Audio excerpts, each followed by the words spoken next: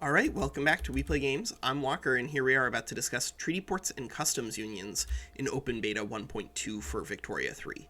So we've been playing as Afghanistan, we joined the British market, we used British guns to conquer parts of the globe and expand our trade influence. And one of the ways that we expanded our trade influence was by picking up treaty ports all over the globe. That was really critical while we were a subject of Great Britain, while we were a protectorate of Great Britain, because you can't actually create your own customs union, and therefore it's going to be pretty hard for you as a subject to grow your interests. But because we were very careful at growing our interests, and because we managed to pick up some treaty ports in some really important strategic regions that other great powers are going to be naturally drawn towards, when we left the British market, our GDP, although it did flash down temporarily because we had just a ton of input goods shortages, we were able to use our convoys and the fact that we now had an independent market to do a whole lot of import and export. But the big bonus of being independent, of course, was that we didn't have to share our goods with the rest of the British market, including the British Raj. And so we were able to meet our needs pretty easily with trade. So let's talk about treaty ports, because they naturally come along a little earlier for most people. Understanding treaty ports is, generally speaking, I think going to be more useful than customs unions. But understanding customs unions is critical as a great power. But don't think that a treaty port value ends in giving you a permanent interest in the area, because it does give you a permanent interest, right? Because we have a piece of land in that area. So now, even if people don't join our customs union, we always have an interest in Arabia. A treaty port is so much more useful. So there have been a couple of pretty serious changes in 1.2, all of which I think are good. Some of the big changes have been turmoil generates state construction efficiency, which means that infamy, which generates radicals, which generates turmoil, generates state construction efficiency.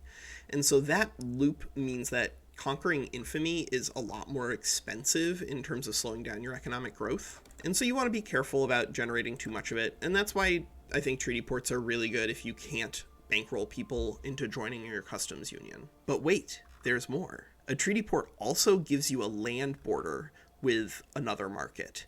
So now in 1.2, they've done some rework in regards to the way convoys operate.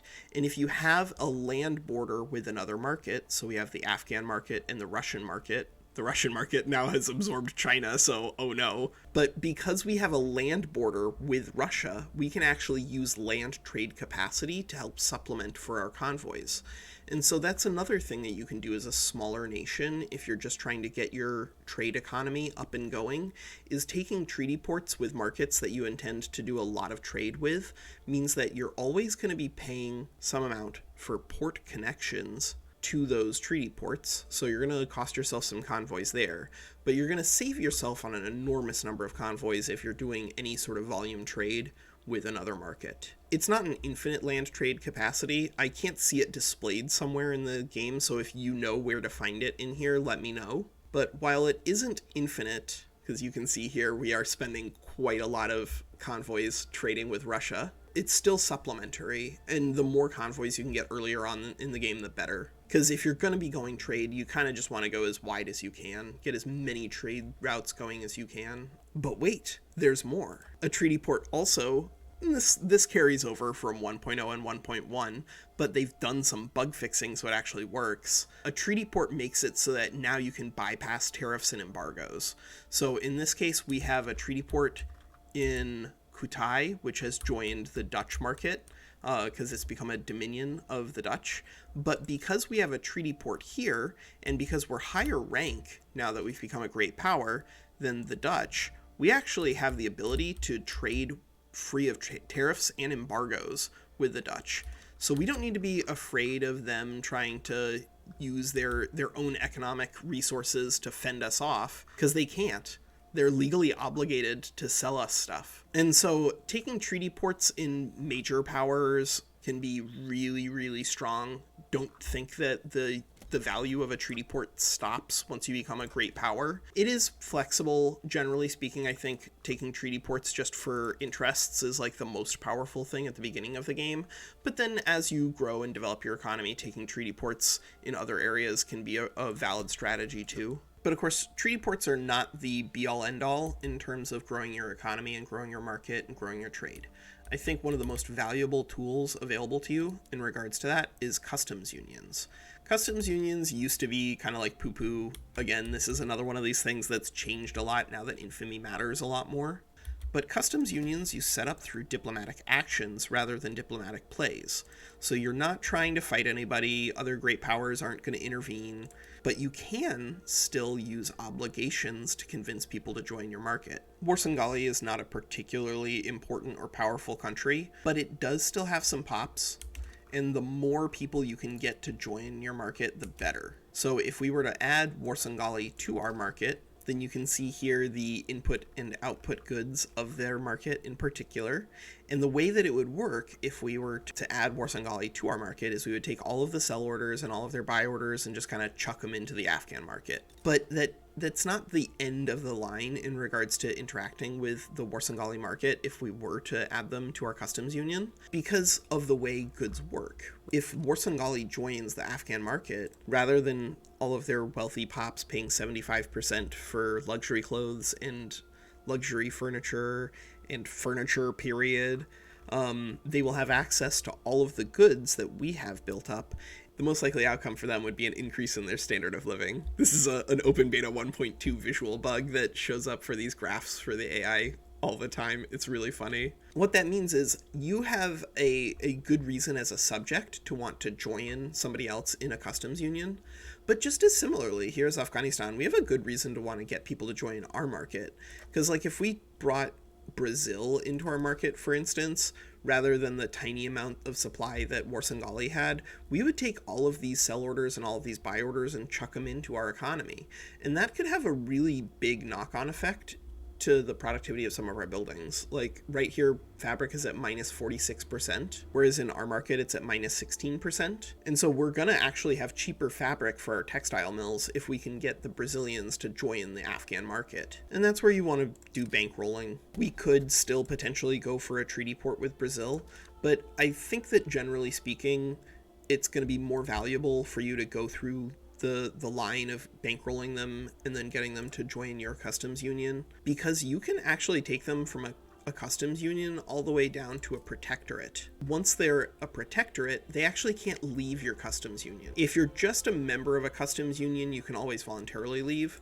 So here, Venezuela could leave our customs union or be bribed over to another market. So given that customs unions and treaty ports didn't get dramatically reworked in open beta 1.2, why are we discussing them? Well, as I mentioned, infamy is just a much bigger deal now, but also the way that GDP has been recalculated. Generally speaking, you want to make sure that as many of your goods are being consumed as possible, and that means that anything that's going to be selling at a negative price is going to actually be hampering your GDP in a sense. Unless it's an industrial good that's being specifically used by a lot of your buildings, then you need to be careful about reducing the cost of a specific good too low, because it just means that all of the construction that you've invested in the buildings that are producing that good are essentially wasted. So this minus 11% on tobacco means that our pops who are buying the tobacco are paying a little less for it, but overall our GDP is suffering for this, because this not only means that we invested resources somewhere along the line in expanding our tobacco, probably due to laissez-faire, or due to the fact that we've incorporated an awful lot of countries that naturally would be producing a lot of tobacco, but this also means that the price of tobacco in our market is down by 11%, which means that these units that we're selling here are actually counting less towards our GDP than they would be if tobacco were at plus 11%. So use your market, expand in things that you can specialize in if you're going to be willing to do some trade, or expand into things that you need if you're not super interested in doing trade. But overall, I think the economic loop here in 1.2 really does focus on interacting with the world. And I think that that's really good because, frankly, the AI is building a much stronger economic base now. These still aren't like GDP numbers achievable by humans, but these are much, much, much better than they look, because you got to keep in mind GDP numbers in 1.2 are going to be a lot lower. So while these GDP numbers might be a little lower than you'd expect to see out of 1.0 and 1.1, that's just due to the GDP rework. Yeah, I think to summarize, the way that they've changed the meta in regards to trade and infamy largely makes treaty ports like almost a necessity in the beginning of the game. They're really efficient in terms of growing your ability to trade. And one final note, of course, in regards to treaty ports is that when you seize them, you do actually get control of the territory required to build a port. And so if you're having issues in regards to just not having a lot of coastal land, like as Afghanistan, we literally only had 2 coastal provinces for a while, and so we just had a hard cap on our ports. Taking treaty ports is a really useful way to expand your naval capacity. Yeah, let me know if you still have any questions about treaty ports and customs unions in Open Beta 1.2, but I think they're in a really, really great place, and I'm looking forward to playing around with them some more. All right, that's Walker. Take care.